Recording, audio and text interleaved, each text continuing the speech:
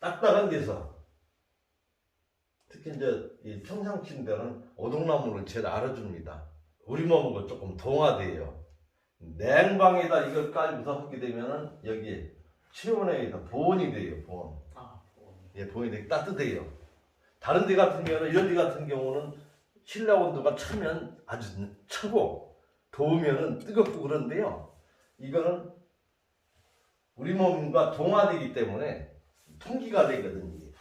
아직 보온이 되고 그러니까 냉방에서는 따뜻하고 추운 데서는 시원하고 그래. 그리고 편해. 숨을 쉬는 나무거든요. 오동나무와 결이. 그렇기 때문에 오동나무 평상이 제일 알아주고요. 오동나무 없으면 얼마지 송판으로 만들어 해도 되고. 근데 오동나무를 제일 알아주는 이유가 거기 있습니다. 평상 그려도 그렇고. 왜? 피부를 막지가 않거든. 이런 건 피부를 막잖아요. 그치? 피부를 안 막아. 그 목욕탕 같은 데 보면은 노인네들 삶의 역정이 그대로 다 나오잖아요. 80대고 한 분들 보면 이렇게 꾸부정만 보면은 척추가 막 옆으로 충만이 되고 어깨가 하나 올라가고 툭 튀어나오기도 하고 그렇거든요. 예. 왜? 앞만 보고서 열심히 하다 보니까 척추 신경을 못 쓴 거지요. 근데 이 건강법을 조금 이렇게 접해봤다라면 그런 걸 신경 쓸 수밖에 없죠.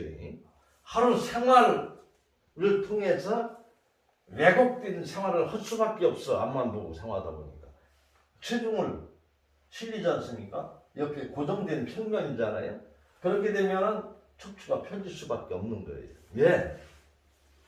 왜 건강 만병의 근원이냐?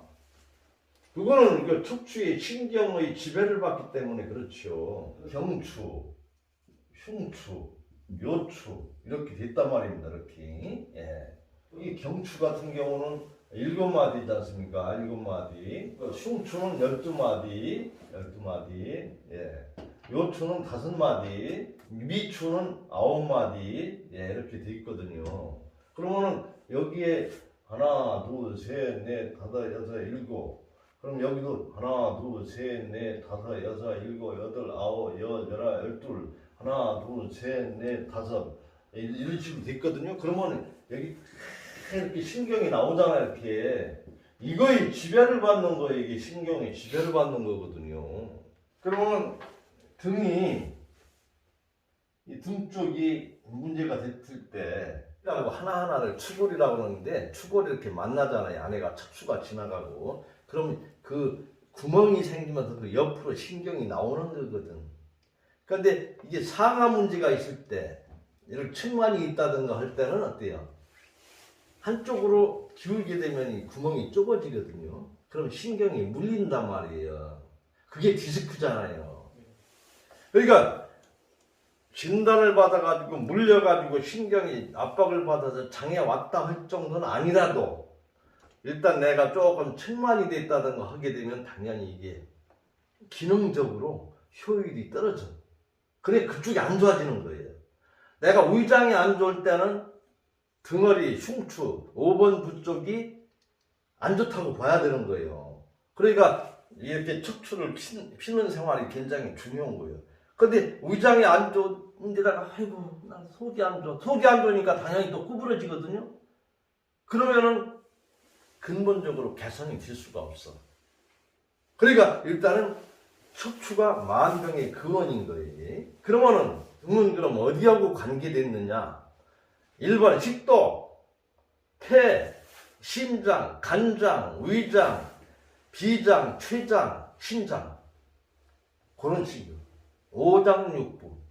위장, 간장, 심장, 폐, 근쪽이란 말입니다. 네. 거울을 보고 이렇게 몸을 벗고서 보니까 어깨가 하나가 이렇게 한쪽에 올라가 있고 이렇게 구부리고 걷는다든가 어느 날 보니까 이게 등이 척추가 좀 굽었다거나 있잖아요. 아니면 측만이 됐다든가 이제 오랫동안 이렇게 나이가 들었다 보면 그런 경우들이 그렇게 경직이 돼버리거든요. 그냥 위장도 안 좋고 가슴도 답답하단 말이에요. 그럼 어떻게 해야 돼요? 교정해야 된다고 그런 데서 또 정형외과 가서 보면 뭐 또 어디가 뭐 굽었다는 또 그런 쪽으로 얘기가 나올 수가 있는 거거든요. 근데 이게 한국 같은 경우는 카이로프락틱을 인정을 안 해주기 때문에 제도화되어 있질 않아요. 미국 같은 데서는 주마다 틀립니다만 법이 의대에서 카이로프락틱 6년 과정에서 그거 한마디로 면허를 줍니다. 그런데 가면 대번 집어내죠. 어디가 안 좋다. 척추가 잘못돼서 신경의 압박을 그쪽에 효율이 떨어집니다. 정형외과에서는 그냥 디스크만, 목 디스크, 허리 디스크 조금 견인해주는 그런 것 쪽으로 하죠. 근데 전문의는 없어요. 척추를 전문의. 그래서 외국에서 이제 면허를 받고 온 사람도 한국에서는 간판 걸고 할 수가 없어. 항상 그날 왜곡된 문제를 그날 풀어가야 되는 거예요. 그러니까 이렇게 압박을 되면은 신경하고 연결된 부분, 위랑으로 연결된 흉추 5번의 문제가 있다면 어떻게 약 먹고 해도 잘 안 좋아지고 말이야. 의상 그렇다. 그때뿐이다.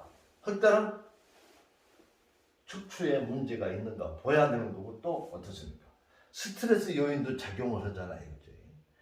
스트레스를 받게 되면 소화가 안 돼요. 그러니까 그건 정신적인 요인이죠. 그런 걸 다 종합적으로 생각해야 된다는 거예요. 단편적으로만 생각하지 말고 그것이 자연의학입니다. 이 팔이 빠졌다든가 탈구됐을 때는 그냥 끼워 맞추면 되는데 몇십 년간 계속 반복된 똑같은 동작이 됐을 때 거기에 있는 근육, 신경 조직이 불균형이 되잖아요. 그걸 어떻게 돼요? 이러다가 이쪽으로 이렇게 측만이 됐잖아요. 된 상태에서 자세가 불량해. 이쪽으로 바로 해. 바로 그렇게 해야. 그렇게 생활해야 돼요.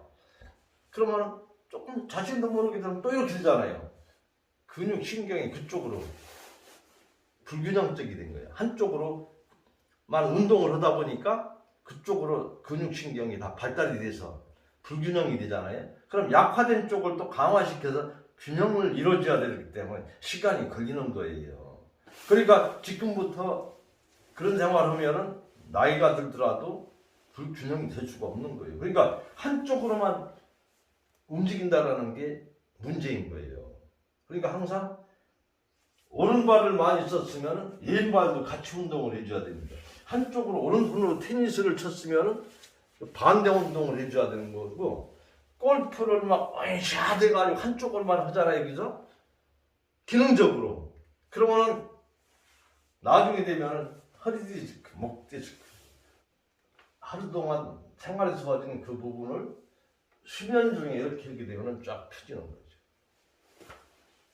그리고 평상은 척추만 펴지는 게 아니고 딱딱하잖아요. 자극을 받잖아요. 지압을 받잖아. 정맥.